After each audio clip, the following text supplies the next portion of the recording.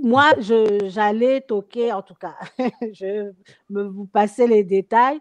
J'allais toquer au bureau de mon pasteur. Des fois, il met 3 heures de temps pour m'expliquer une toute petite chose que ça ne débloquait pas dans ma tête. 3 heures de temps. Vous ne pouvez pas imaginer ça. Mais au final, il me disait toujours, Zamana, je peux t'expliquer la Bible 10 fois, 20 fois.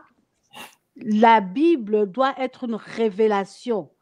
La vérité ne va pas être de moi. Tu trouveras la vérité dans la Bible.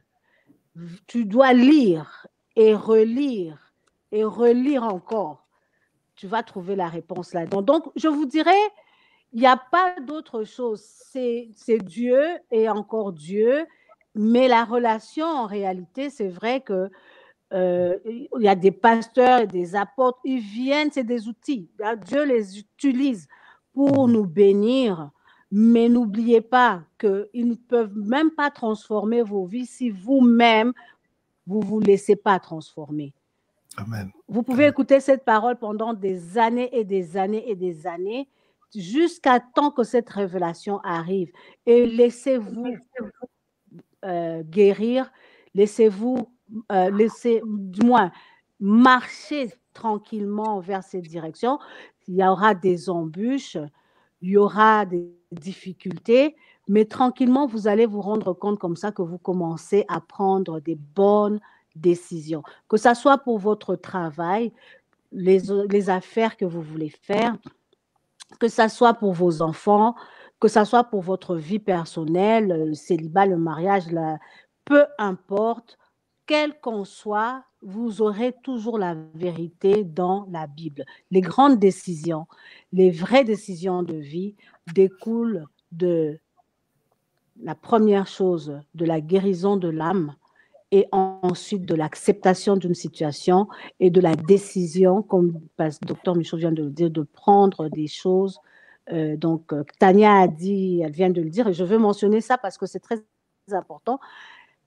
Garder la relation avec Dieu, très important, mais au final, il faut toujours écouter la voix de Dieu pour être en mesure de marcher avec ça. Sinon, si à chaque fois vous écoutez la voix de Dieu, vous la laissez d'un côté, puis vous continuez de marcher par vous-même, vous allez encore vous buter. Vous allez encore faire d'autres erreurs. Marcher avec le Saint-Esprit, marcher, c'est très difficile. C'est un exercice qui n'est pas facile, très, très difficile, mais justement, dans la Bible, c'est dit, le royaume des cieux appartient à ceux qui se font violence. Amen. Amen. J'aimerais ajouter quelque chose.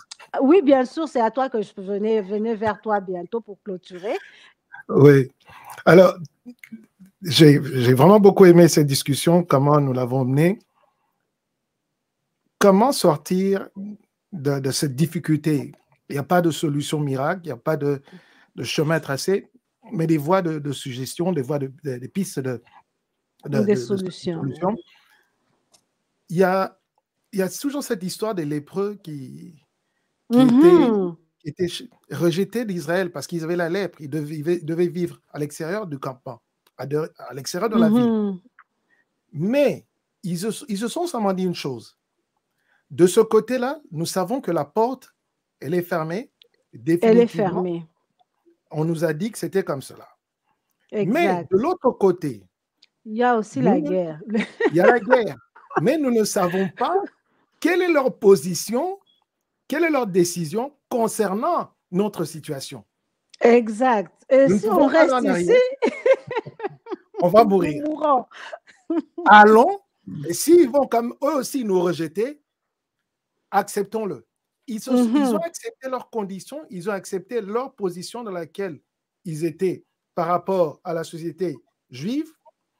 Et ils se sont dit, allons quand même. Donc, votre famille, les gens qui vous sont proches peuvent avoir une position, peuvent avoir décidé, déterminé, dit que pour vous, c'est fini, avec vous, c'est fini.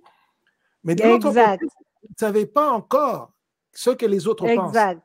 Exact. Donc, face à cette difficulté, ils se sont dit, on va prendre une décision qui va peut-être nous coûter la vie ou peut-être qui va nous sauver. Mais prenons-la. Amen. Pour encourager les gens qui sont en train de se dire, j'ai été rejeté par la famille, j'ai été rejeté par les amis, j'ai été trahi par-ci, par-là. Dans le travail, tout ce qu'on se dit là, je pense que c'est des forteresses aussi. Hein. Joël, c'est tellement vrai ce que tu viens de dire.